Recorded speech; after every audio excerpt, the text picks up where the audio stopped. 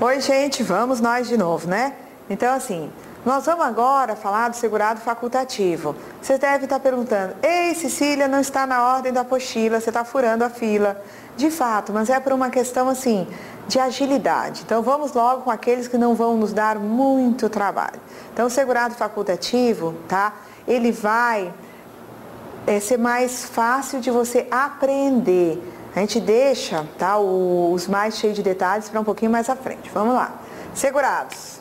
Número 4, tá? Segurado na categoria de facultativo, tá? Ok?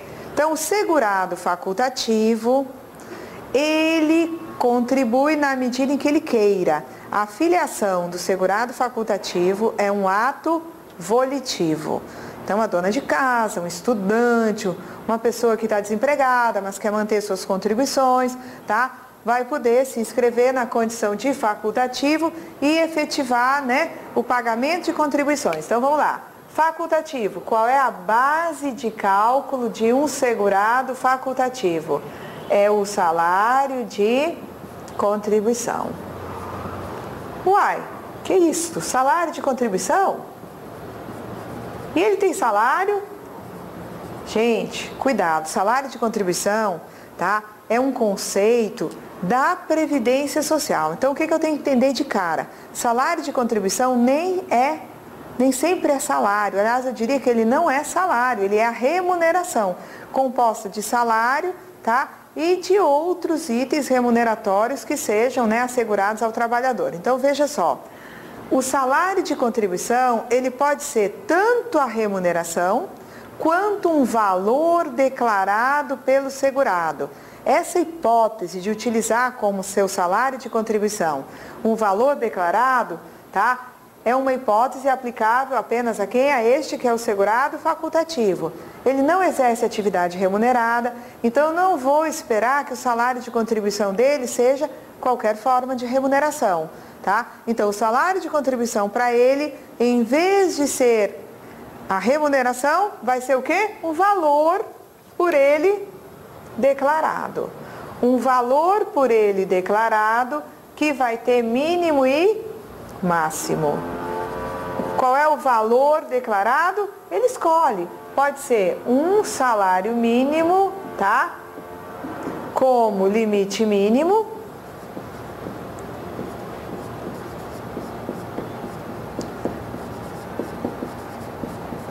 Tá? Então, assim, ele pode pagar sobre um salário mínimo? Este é o mínimo da base? Com certeza. Ele poderia pagar sobre meio salário? Não poderia. Então, o limite mínimo é um salário mínimo. Tá? Agora, ele tem condição de pagar também até o teto. Tá? Esse aqui seria o limite máximo do valor por ele declarado enquanto base. Então, o que eu estou tentando dizer para vocês é que ele pode pagar mensalmente sua contribuição sobre um valor declarado que vai de um salário mínimo mensal até o teto, tá? Aqui não tem salário mínimo no seu valor horário, diário ou mensal, não. Aqui é o valor cheio do mês, o mínimo admitido para a base de cálculo dele. Então, ele declara, eu vou pagar sobre R$1.000, tá? Então, ele vai pagar sobre R$1.000. Qual é a contribuição que nós vamos ter para o segurado facultativo? 20%, tá? Então, ele declara que quer usar como base R$1.000, pega esses R$1.000, tá? Aplica nesse valor 20%, tá? E passa, então, a efetuar nesse mês, ou nos meses que ele entender, deva contribuir assim, tá? Com R$200 que serão recolhidos por ele mesmo numa guia da Previdência Social. Então, base de cálculo, salário de contribuição enquanto valor declarado, entre o salário mínimo e o teto, tá? Alíquota de contribuição, 20%, tá? Então, aqui é um exemplo de uma base que ele escolheu, tá? De R$1.000 para pagar a sua contribuição. Estaria aqui a contribuição mensal a ser efetuada por esse segurado. E a pergunta seguinte, quem arrecada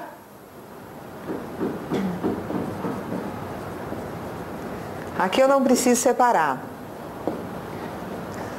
Quem arrecada e recolhe? O próprio segurado facultativo. E prazo. O prazo é até o dia, né? 15 do mês seguinte. Então, março eu pago no dia 15 de abril, tá? E se cair em dia não útil? Ah, dia 15 é um dia não útil, é um feriado, então, o que vai acontecer? Prorroga para o dia útil imediatamente seguinte. Agora, minha gente, vejam só aqui o seguinte. Lembra que eu falei numa possibilidade para o empregador doméstico que pode fazer recolhimento trimestral? Depois nós vamos examinar isso com mais calma. Vou já aproveitar aqui para demonstrar para vocês como seria o caso do facultativo fazendo um recolhimento trimestral, tá? Neste caso, eu só posso permitir quando o salário de contribuição dele for igual a um salário mínimo, tá? Um salário mínimo, portanto, ele vai aqui fazer uma contribuição de quanto? De 20%, mês a mês, tá? Sobre este salário mínimo, a contribuição dele. Então, na medida em que ele tem essa base nesse valor, ele pode optar pelo recolhimento trimestral. Como seria o recolhimento trimestral? Seria o seguinte: o nosso amigo vai fazer o recolhimento nas seguintes datas de vencimento: janeiro, fevereiro e março. Ele recolhe contribuições no dia 15 de abril. Sem juros, sem multa.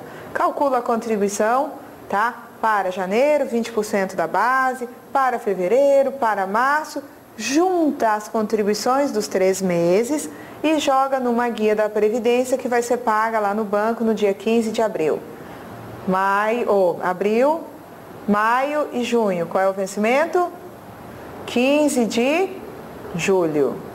Já a contribuição relativa a julho, agosto e setembro, qual é o vencimento? 15 de outubro. E outubro, novembro e dezembro, ele vai pagar no dia 15 de janeiro do ano seguinte. Então aqui seria, né, a forma de recolher trimestralmente. Ah, eu descobri o recolhimento trimestral em fevereiro. O que eu faço? Eu pago fevereiro e março no dia 15 de abril. Não há que se inventar trimestre. Se descobriu em fevereiro, não adianta querer pagar fevereiro, março e abril no dia 15 de maio. Isso não existe. Tem que respeitar para o recolhimento trimestral o trimestre civil. De acordo? Mas eu tenho uma outra informação para passar para vocês do segurado facultativo. Olha só.